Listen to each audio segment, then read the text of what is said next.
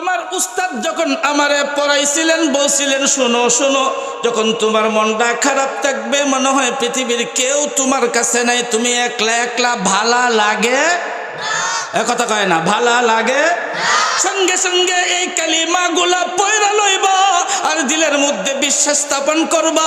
পড়া মাত্রই আল্লাহর পক্ষ থেকে 12 জন ফেরেশতা তোমার কাছে হাজির হয়ে যাবে। এই যে বয়ান করার শুরুতে আমি কয়েকবার পড়লাম, আপনারাও কয়েকবার পড়লেন, নেকি হইছে না হয় নাই? এই নেকিটা লইয়া কবরে চইলা যামু, অবশ্যই দরকার যাওয়ার, শয়তান বাধা দেবেই দেবে, কথা কয় না গো? শয়তানরে শত্রু মনে করেন না?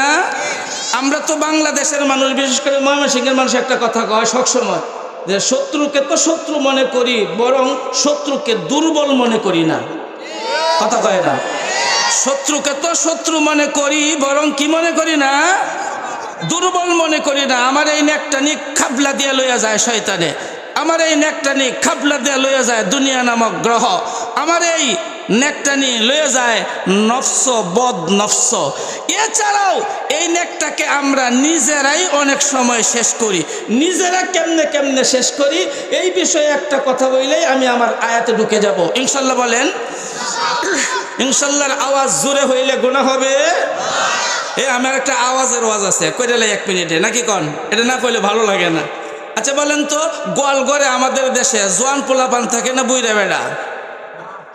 এই কথা কয় না কেন? জোয়ানরা থাকে গোয়ালঘর, গরু পাহারা দেওয়ার জন্য বুইরা। এরে সুরে ধাক্কা দিলে খুঁজে পাওয়া যাইব? তাহলে বুইরা বেড়া যাই না, শুই না থয় কে? আমার কথা হলো সুরে বেড়া ডরাই কে? কথা কয় না। তাহলে সুরেও আরে ডরাই কেন? সুর নিজেও তো জানে এই বুইরারে ধাক্কা দিলে হাসপাতালের আগে খুঁজে পাওয়া যাবে। তারপরে সুরে বুড়া মানুষটা ডরায়নি। যে বুড়াই কি করে, যখন ভাস পায় কেউ আইতাছে, এছাড়া বুইরার করার আছে কিছু?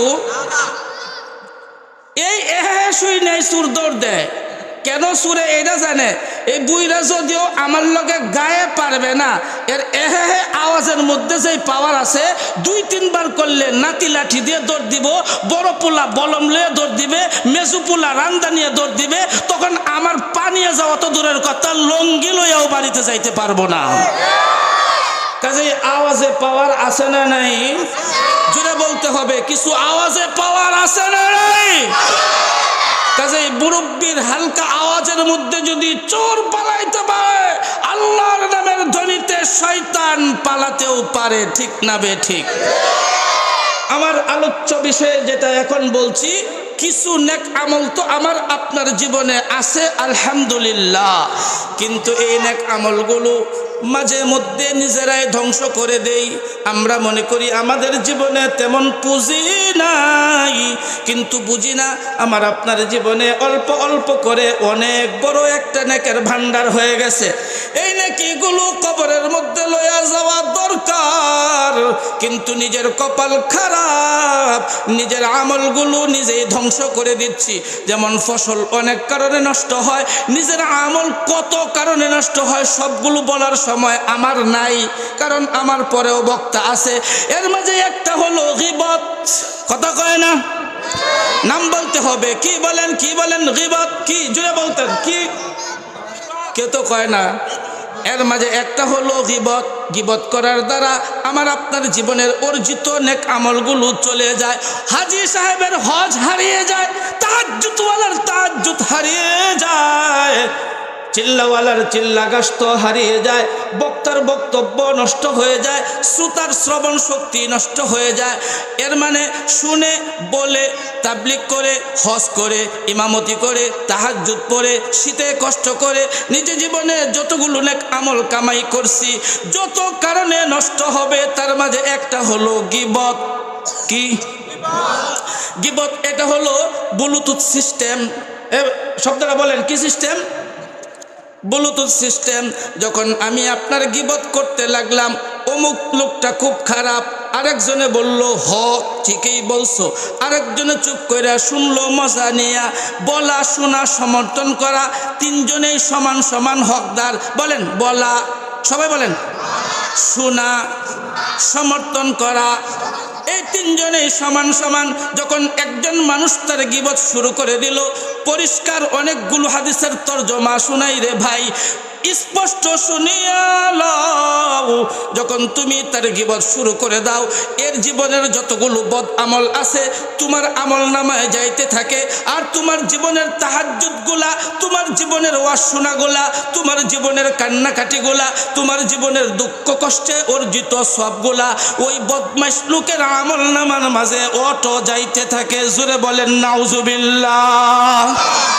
এবার আপনাদের সবার কাছে আমার জিজ্ঞাসা, আমাদের দেশের মুসলমানদের কম বেশি নেক আমল আছে না নাই? গীবত আছে না নাই? যখন মানুষটা গীবত শুরু করে দেয়, তার জীবনের অর্জিত নেকগুলা ওর আমল নামায় চলিয়া যায়।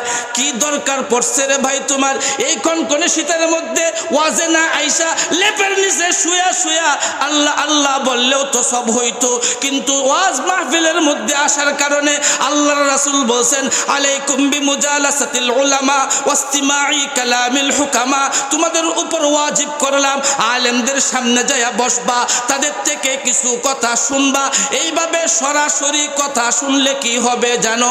আসমান থেকে বৃষ্টি পড়লে যেমন শুকনা জমিন তরুতাজা হয়ে যায়, আলেমদের সামনে বৈশা কথা শুনলে মরা অন্তরগুলা আমলের জন্য আল্লাহ তাজা বানায়া দেয়। এই যে তাজা করার জন্য আসলাম, নেকি অবশ্যই হচ্ছে, আমি সাক্ষী দেই, কম আর বেশি নেকি আমাদের হচ্ছেই হচ্ছে। এই নেকগুলো আগামীকালকে চার দোকানে বৈশা অমুক লোকটা বালানা, অমুক লোকের এই খারাপ চরিত্র, অমুক লোকের এই আছে সেই আছে, এই করছে সেই করছে, 2-4 মিনিটে আমি আমার জীবনের আমলগুলা তারে দিয়ে দিলাম। আর তার জীবনের চুরির গুনাহ, জিনার গুনাহ, মদ খাওয়ার গুনাহ, গাঞ্জা খাওয়ার গুনাহগুলা আমার আমল নামায় নিয়ে নিলাম। বলেন বলেন, এটা কি কোনো